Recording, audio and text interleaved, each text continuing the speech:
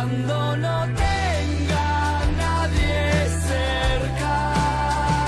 Seguimos adelante aquí en Entre Líneas. Ustedes saben, la semana pasada se concretó el paro general parcial que se había anunciado por parte del PIT-CNT para exponer sus propuestas al próximo gobierno, extremo que ha generado muchos cuestionamientos, a propósito de lo cual tiene algo para contarnos Daniel Rodríguez. Es así, Alfredo, porque estamos con uno de los coordinadores de la Central Sindical, con Fernando Pereira. Fernando, muchas gracias por estar aquí. Un gusto, como siempre.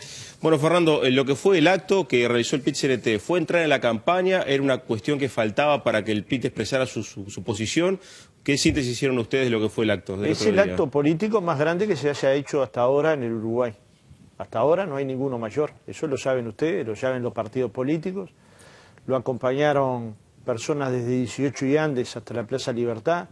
Eso supone varias decenas de miles de trabajadores que comprendieron que el movimiento sindical, actor sustancial de la defensa de los derechos de los trabajadores, tenían derecho a expresar aquellas cosas que creían importantes para la sociedad y lo hicieron. Una parte estuvo vinculada al balance y se hizo un balance de relaciones laborales, de aspectos económicos, de crecimiento de la afiliación sindical y una parte muy importante también a la perspectiva. Y en la perspectiva trazamos nuestras líneas. Lo mismo hizo las cámaras empresariales en agosto del año pasado.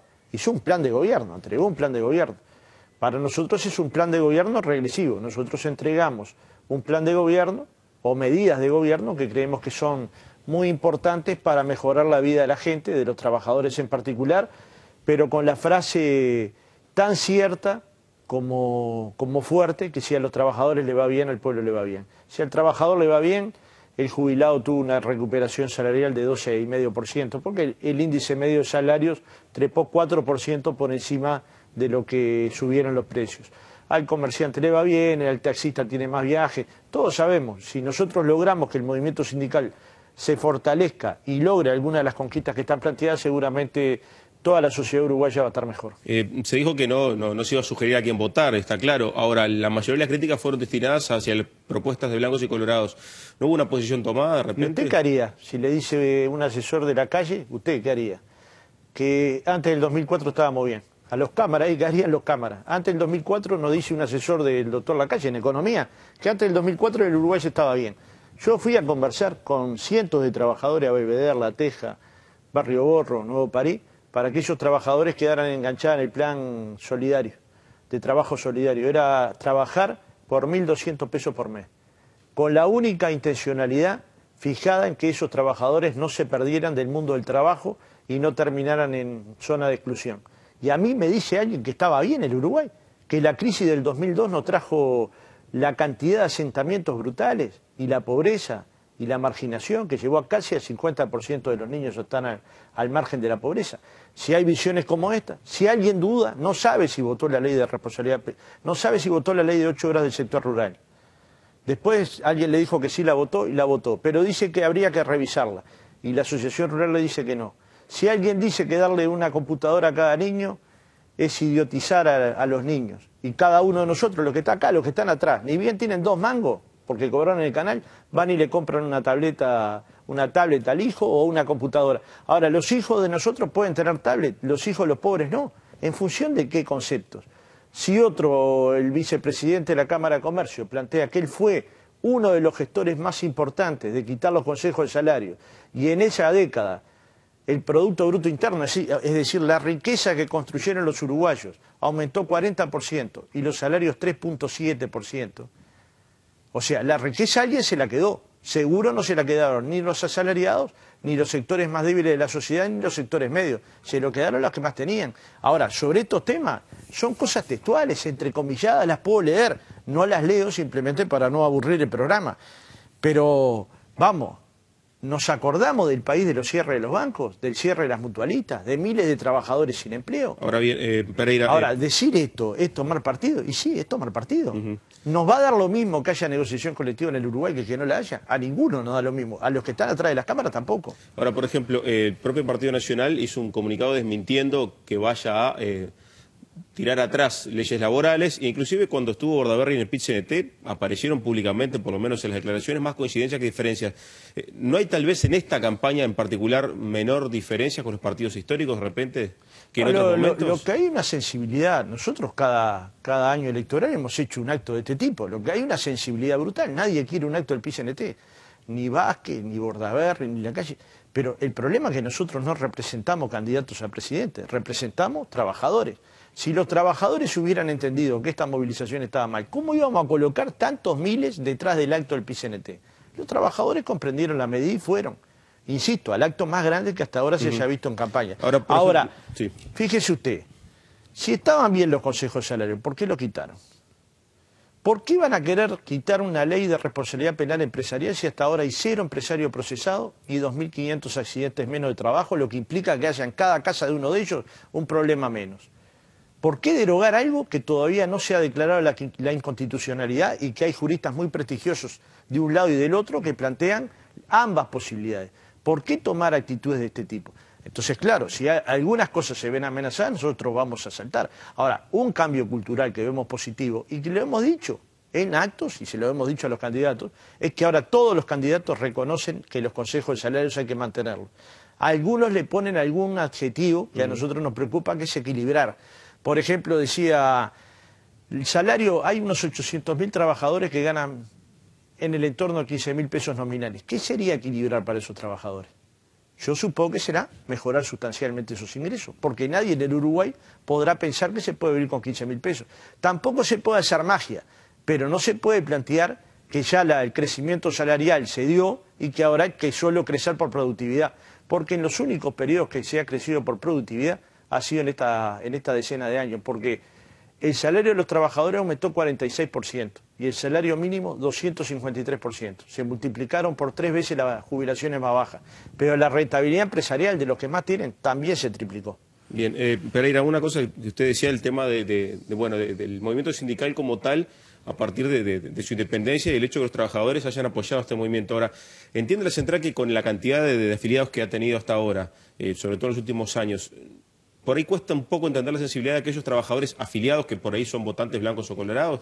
Porque también hay gente que de repente expresa, bueno, yo soy afiliado, estoy de acuerdo con los sindicatos, pero de repente hay una línea política, un discurso que no representa otras sensibilidades políticas. Ahí hay un tema que ustedes entienden que se puede ver. Yo creo que si el movimiento sindical habla de crecimiento salarial, no habrá ni blancos ni colorados que estén en contra. Si el movimiento sindical habla de defender la vida, de la salud y la seguridad en el trabajo, no habrá ni blancos ni colorados trabajadores que estén en contra. Eso es la ley de responsabilidad penal.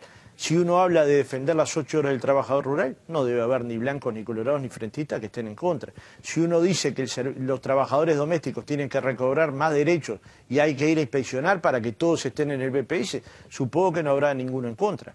Y si uno opina en contra de estas posiciones, como he leído dirigentes o asesores de los partidos tradicionales, estarán en discrepancia con esos candidatos que plantean posiciones diferentes a la del movimiento sindical. Nosotros no hemos perdido la independencia, porque perder la independencia sería lo siguiente, que nosotros para tomar una decisión consultáramos o al partido o al gobierno, y tenemos claro que tenemos que ser independientes de los partidos y del gobierno.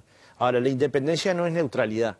Yo no le puedo decir a usted que me da lo mismo el salario mínimo de 2.500 pesos que el salario mínimo de 9.000. Ni le puedo decir a usted que me da lo mismo que un trabajador rural tenga 8 horas que trabaje de sol a sol. Ni le puedo decir a usted que no es lo mismo tener 20.000 empleadas domésticas en el BPS que tener casi 70.000.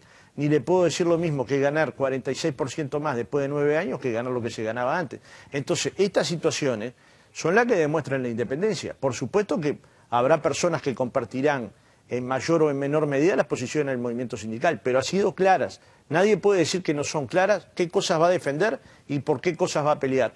Por ejemplo, si queremos atacar el tema de la igualdad, el planteo sindical es muy claro. Dice, hay que achicar la brecha entre ricos y pobres. La universidad nos dice, en particular un estudio del economista Gabriel Burdín, que el 1% de los uruguayos más ricos se queda con el 14% de la riqueza y que el 1% de los uruguayos más pobres, 0.0. Eso hay que atacarlo. Y por otro lado, que el Uruguay tiene que alcanzar niveles de educación formal y de formación técnica y técnica profesional que lo lleve a los mejores niveles posibles. Estas dos condiciones son condiciones sine qua non para generar justicia social. Bien, Fernando, me queda poco tiempo, pero hay una cosa que me interesa, porque hablamos desde el punto de vista de la oposición, pero ¿y al frente qué se le reclama? Eventualmente puede ser gobierno de vuelta.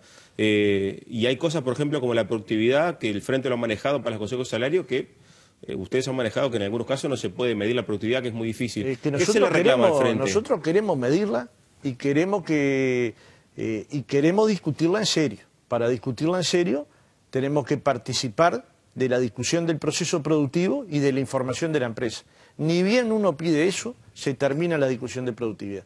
Yo fui a varias discusiones de productividad. Primero porque son muy interesantes, porque en un país en crecimiento, acompañar la productividad para alguna empresa puede resultar muy interesante. Cuando uno pide la información, prefieren pagar más sin medir la productividad que discutir la productividad. Esto te lo puede decir cualquier dirigente sindical.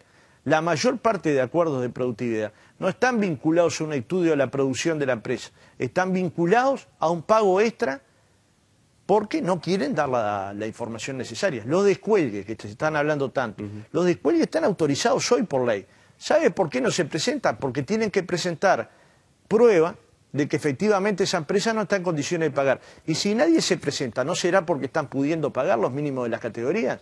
Me pregunto, lo que le quiero decir con esto es que me parece que muchas veces se dicen cosas que no tienen sentido o cosas que ya existen pero que no están siendo utilizadas.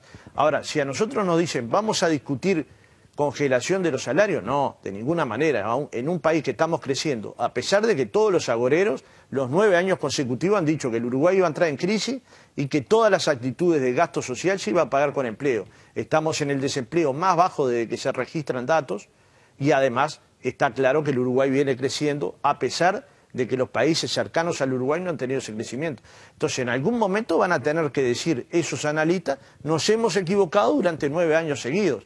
Y es necesario fortalecer a los sectores de trabajadores y a los sectores medios, aliviándole el pago del IRPF, aliviándole el gravamen para salario vacacional y para aguinaldo, generando condiciones para que las deducciones sean mayores y generando mejores condiciones para deducir. Todas estas cosas son cosas que hay que atender. Y hay que atender en un país que crece y que todos debemos apuntar a que crezca. Pero bueno, son posiciones políticas del movimiento sindical. Y cuando ponemos posiciones políticas se están tomando partido por tal o cual cosa. Y cuando tomamos posiciones para defender salario o condiciones de trabajo nos dicen corporativo. Es decir, hay una esquizofrenia con el movimiento sindical increíble. Si el documento lo proponen las 24 cámaras empresariales, tienen derecho porque son posiciones que tienen las cámaras. Si lo propone el movimiento sindical, están tratando de volcar la balanza para un partido u otro. Se me fue el tiempo, Fernando. Muchas gracias. A las órdenes, ¿sí? Alfredo. Bien, amigos, hacemos una nueva pausa, la última. Tras la misma conversamos con el candidato a la presidencia por el PERI, el Partido Ecologista Radical Intransigente, con el ingeniero agrónomo César Vega. Ya venimos. Yeah.